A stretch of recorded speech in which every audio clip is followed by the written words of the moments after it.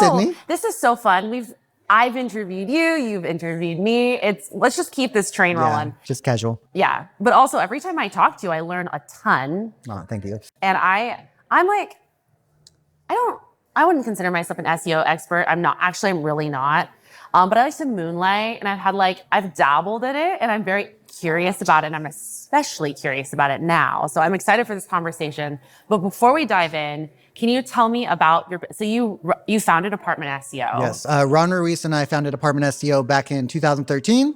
We kind of had a dream. So Ron was on the multifamily side for 20 plus years, selling for rent magazines, and was at Yardi before it became Lead Tracking Solutions. And, and I was doing internet marketing on the other side, of local businesses, and not even involved with multifamily by any means. But I always knew that, I always told him, I was like, hey, you should do what I do, SEO being that, for your industry, right? And it just took a little bit of time for the stars to kind of line up. And then he asked the client, which was Advanced Management Company, Carrie Plonsky, we call her the godmother of Apartment SEO, because he walked in there and he walked out with our first 36 apartments to start Apartment SEO. And from that point forward, that's what catapulted us into, 11 years later, over 70 employees. Not only in the United States, we've dabbled in Mexico, we've dabbled in Canada, and we're trying to break into the UK a little bit now. So I just think we have a really awesome team. I feel like we have awesome products, and I feel like we do keep the human element. We're all about tech, we're all about AI, but multifamily is a family business, right? And you can't take away that human element. So when it comes to our touch points and how we engage with our client, I think that's what probably sets us apart a little bit from some of our other competitors out there. And plus, we're all about education and all that kind of stuff. 100%. This was probably 2017, 2018. It was a very long time ago. I was sitting at a happy hour with a friend of mine, Destiny McMahon. Mahon? Whatever. Anyway, she is still the director of marketing at Affinity. And I was like, I want to do some Google ads, and I want to try this, and I don't know what I'm doing. What should I do? She's like, oh, just hire Apartment SEO. And I literally did not shop around. I just could not be bothered. She's like, they're good. You can shop around, but whatever. And so I called you guys, and I worked with you for a long time until I left the industry, or until I moved to this part of the industry. And I just had the best experience. I'm an incredibly annoying customer. I was wanting to change my creative all the time. I needed to talk to my customer account manager all the time. And you guys just were so helpful, and you really a very high touch personal experience working with you. Because every community is different, whatever they're going through, whether it's a lease up or they're just struggling, there's always something going on. And we have to be there for them in that moment to help them try to solve that problem and have solutions ready to go. Oh, 100%. And I learned more about it by working. I would not just look at my account stuff. I learned how to do a lot of that stuff from your team. And I love that.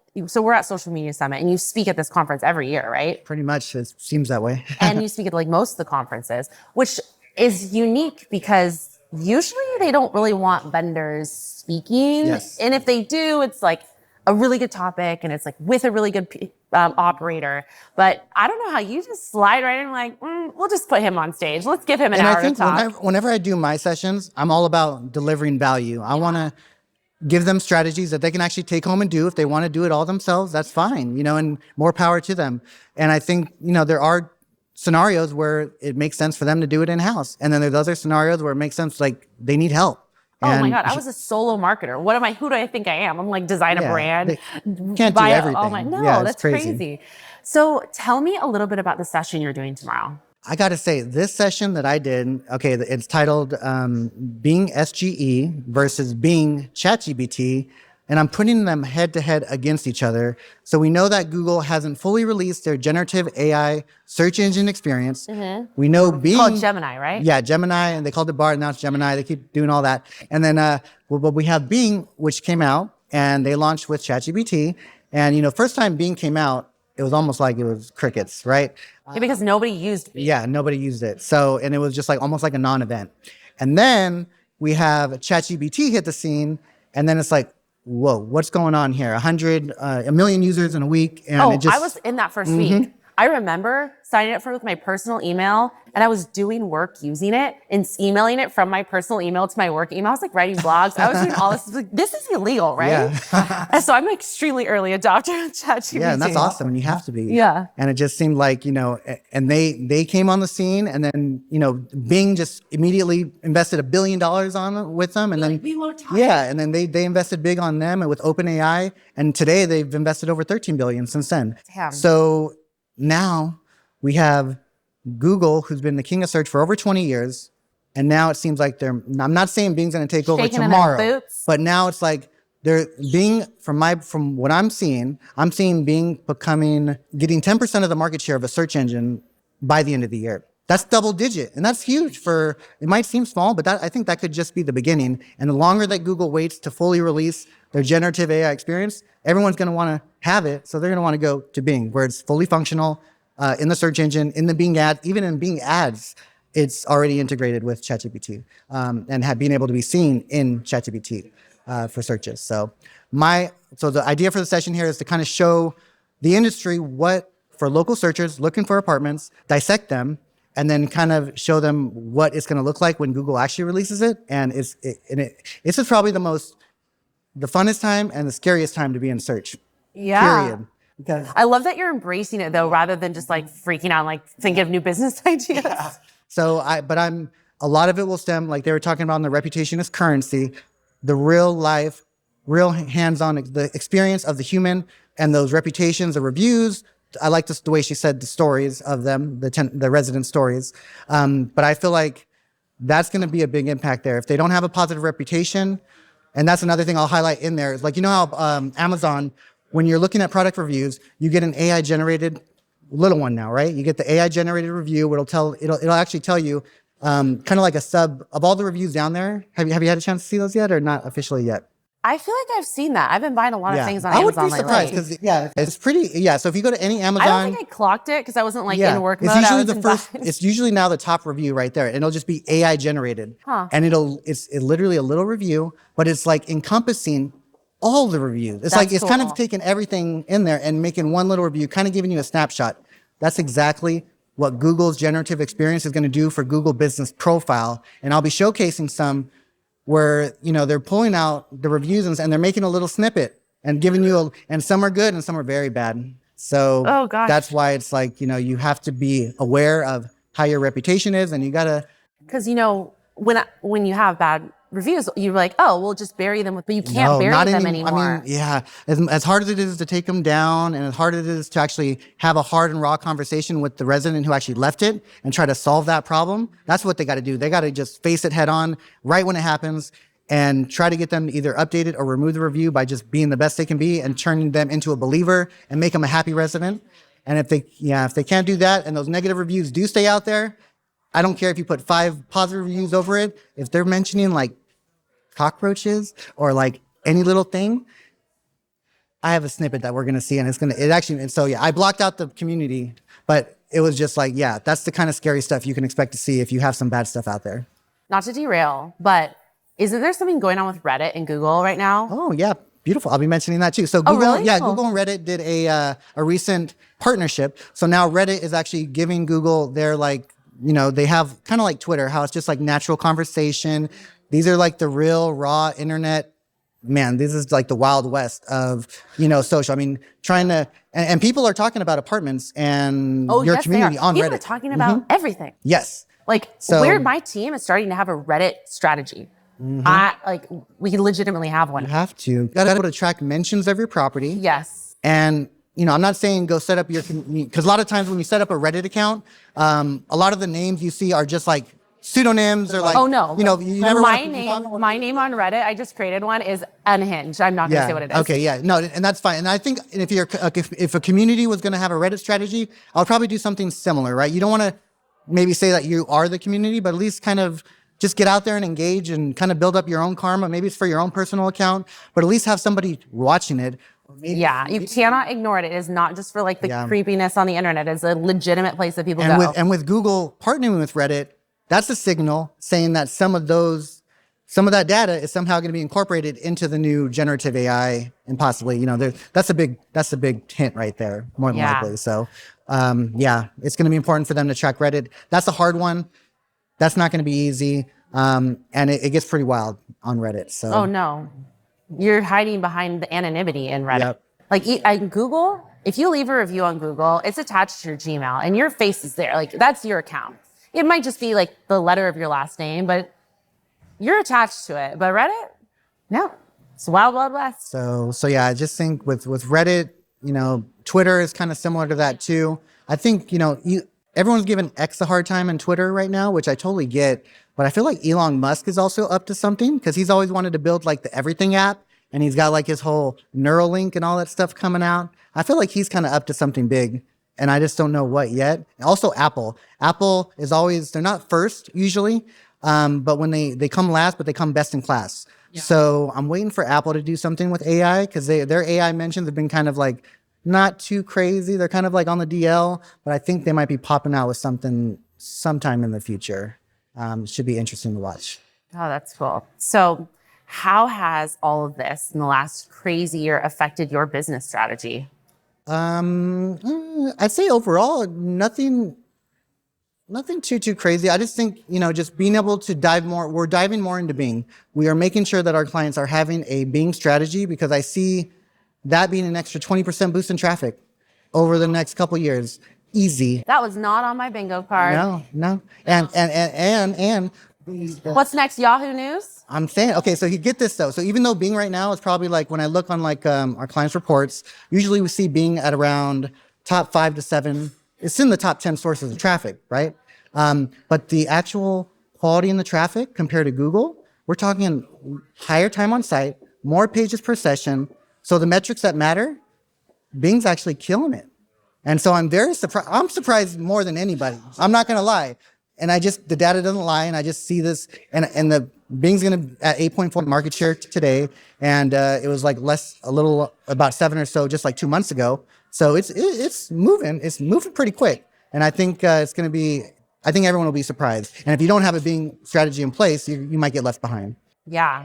Has anything changed? Because I know your company does a lot of media buying on like Meta, and I don't know if you do TikTok or not TikTok too much. But yeah. How has this affected those platforms in any way and those type of ads? Nothing too much. I know we play around a little bit with that stuff, but I wouldn't say too much on that. Well, like with Google Ads specifically, I can probably speak on that. They're of course coming up with more AI stuff, like with their own recommendations, even like generating certain visual ads and stuff like that. Meta's doing the same. Our social media manager, Charlie, she kind of focuses more on the Meta side.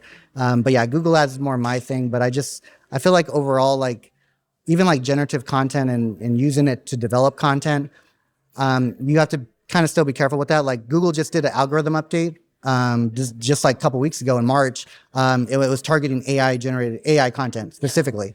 So I think if you're going to do AI content in whatever you're going to use it for, you got to add at least 20% of your own human experience to it. So whatever you generate, obviously do post prompts, do whatever you do to fine tune that. And then, you got to put at least 20% of your own initiative, your own human experience into the content to help at least set it apart a little bit more. Yeah, absolutely. Because Google, I could tell when someone's using ChatGPT for marketing.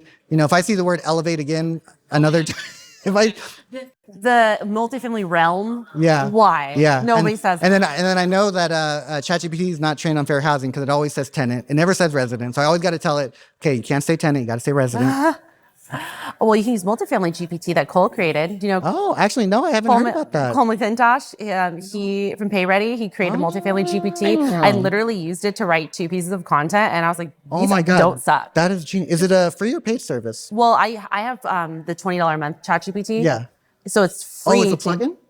It's like it's just another GPT, but you have to have a premium. You have to use. You have so to if I have a premium, you have 4.0, cool. you can access to it. It's like legitimately kind of cool. Oh, I will have to dig into that because that actually sounds like a great idea. I want him to speak at a conference. I gotta get him out here. Yeah, that'd be cool. I had him on not Renter, Life After Leasing. I might have seen like a webinar or something come through about like a multifamily ChatGPT. Yeah, it wasn't a webinar. It was a podcast episode. Okay. They look like webinars. I get it. I just hate the word webinar. I just remember seeing it. So yeah, I interviewed him. I brought him up multiple times. Well, I'm gonna go back and watch that. Yeah, you should. I got to check it out. So organic traffic, SEO in multifamily. It's very hard because you have apartments.com, Zillow, Apartment List, all these companies that are like giant national companies Yes. that have giant marketing teams ranking. And so a little baby property is not really going to outrank those guys, but I've always kind of hung my hat on like local search, you know, like 100%. show up on Google Maps. There's that map in the center of the page. Like if you can get there, you're golden. How does this all affect that?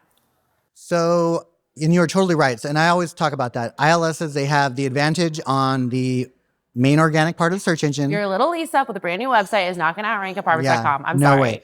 But the good news is that the Google local map is higher above the organic. So that's where the individual property, because they have a physical address and a physical location, they can verify it.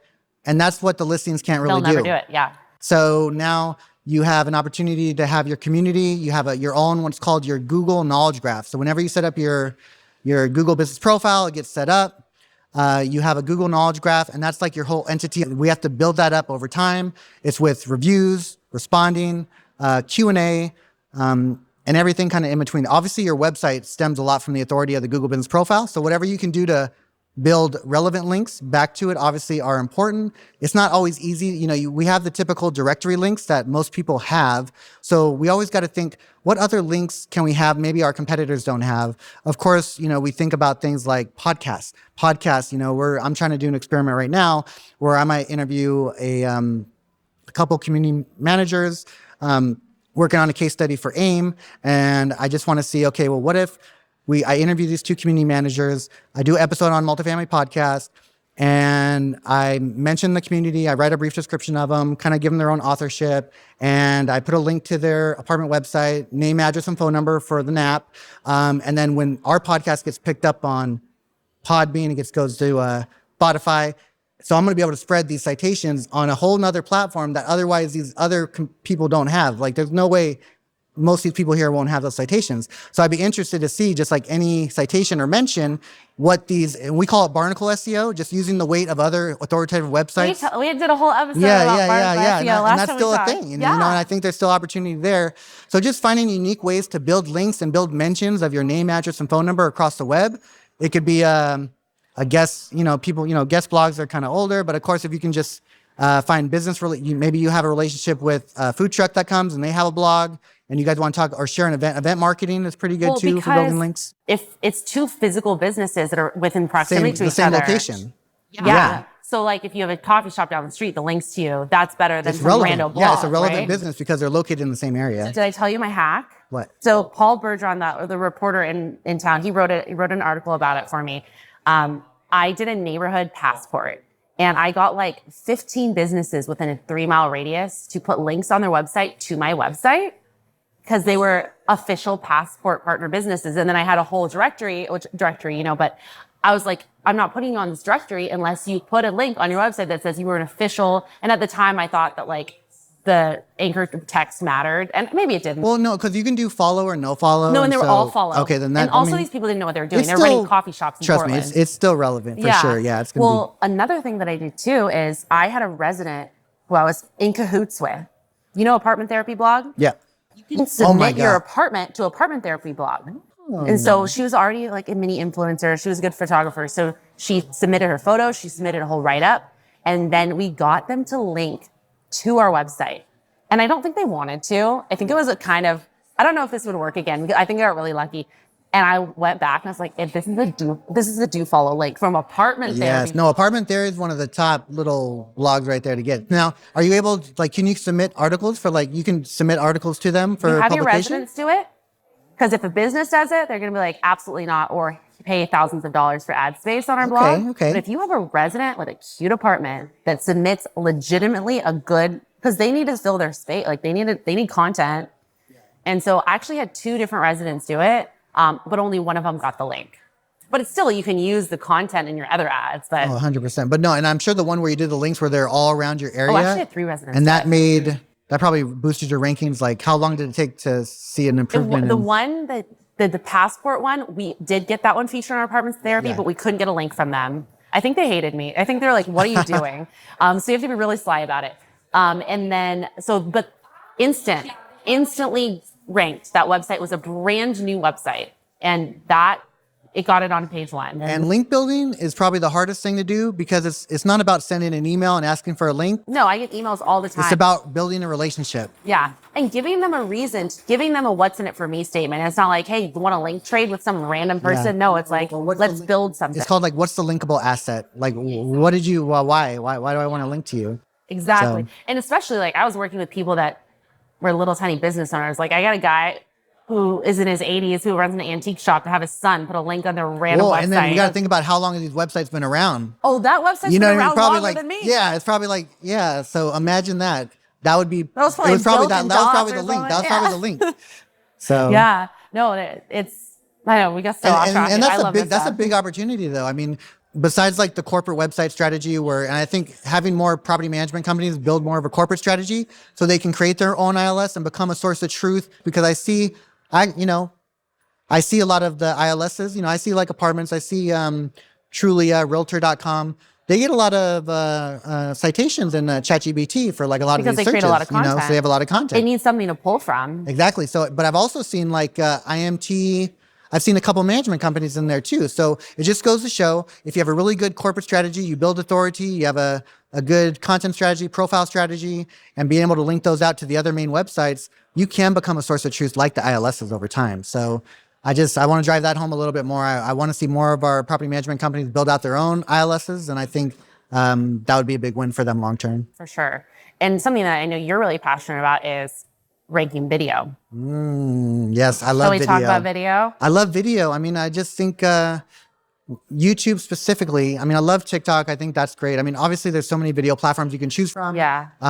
But I think YouTube is interesting because it just has not as much competition in multifamily, and Google and Bing both are very biased to YouTube videos. Of course they are, yes. Because it's, Google. Yeah, Google especially, but Bing actually is. But you see a spread. Like when you look on Bing results, they have universal long form video, which is like horizontal video. And then they also have a subsection for short form video that they bring in from YouTube and TikTok. So it's like, what keywords are the most high volume keywords that are the most competitive keywords? You'd be surprised if you're the first one to do a short form video and you create that title, you create that little bit of content, and it's a relevant video that 30 seconds is all about that keyword. There's a good chance, at least on YouTube, you'll probably rank for it. And then over time, YouTube could pick it up or Bing could pick it up as long as it's tagged properly. I worked with an influencer to create an apartment tour video. And I was very particular about the words that we used. Mm-hmm. And I had my tracking link on there. And that video had, at the time, a couple of years ago, had 300,000 views. And she had a lot of followers. Yeah. And we looked at her analytics, and 90% of it was found via search terms, not her followers. 90% of the traffic. And on Google or YouTube? Do you know? On YouTube. Okay. That video drove more website traffic than one of my ILS partners. Yes. And the trick is when you do any YouTube video, whether it's a YouTube video or YouTube short, in the description part, always put the link, the landing page, I always put at the top. I put it at the top and then I put all the description, everything under it, right? So this way, when they come to the video, they see the links right there. They could open it up and do their thing. Yeah. So we can talk about this for a long time. Oh yeah, we can go. I'm having so much fun. But let's wrap it up. Yeah, no worries. What do you have your eyes on right now? What are some things that you're looking into in the future, this year and beyond, that we haven't already talked about? Well, it's funny because with ChatGPT is very interesting, and the whole AI movement. With Sam Altman, the CEO of OpenAI, he said by the year 2026 that we should have super persuasion with these AI bots, meaning that they're going to be 1,000 more persuasive than a human. And so, just that context right there is a little bit scary. So we need to find some new jobs, maybe. I'm going to be a professional gardener. I mean, you're going to have you have the AI models, you have the AI boyfriend and girlfriends. That's all good. It's already a thing and it's already happening. And then he said by the year 2031, we should have super intelligence. And at that point, it's like, are we even in control anymore? So that's what it's kind of interesting seeing where the AI world can go with robotics. Fun. It's not as fun anymore. Yeah, so it's going to go pretty crazy. I watched a video of a robot speaking. Figure? Yeah, and the voice was saying and it was so realistic. I have it all. Yeah, I have it. Yep. We must be on the same TikTok algorithm or whatever we're watching. Yeah, gosh. Yep. So yeah, I'm excited. I'm excited. I think just again, to reiterate, this is just a really exciting time to be in the search game. And it's going to be a lot of moving and shaking. You're going to be trying to build a house while the ground's shaking under you. And so the multifamily industry, it's going to be important for them to track their analytics, make sure they have enhanced conversions, with the cookieless world kind of taking place, losing out on conversions. You don't want to lose that on the data. So making sure to set up enhanced conversions, Google Tag Manager. You got to keep a tight eye on your analytics right now. Yeah. Because any month, anytime, Google could be like, okay, it's time. Let's open the floodgates. Wow. Well, with that, Yeah. Thank you, Sydney. be excited, not scared. Yeah, no, this is it. This is a good time. Yeah, it's a good Yeah. time. It's a fun time to be a marketer. This decade will be, I think by the end of the decade, though, our world will look a lot different. I think so, I think too. it'll be positive. I think so, too. I hope we don't have to work as much. Yeah, I hope we can chill out and let the robots do it for us. why not? Yeah. I'm down for that. Or we just automate our own, we automate ourselves in a way, We'll have our AI version of ourselves and then go to work. Oh, I'm already doing that. Right? I'm not even here right now. Thank you so much, Martin. Yeah, It's it's so a good to pleasure. see you. Have a Yeah. great rest of your conference and enjoy the day.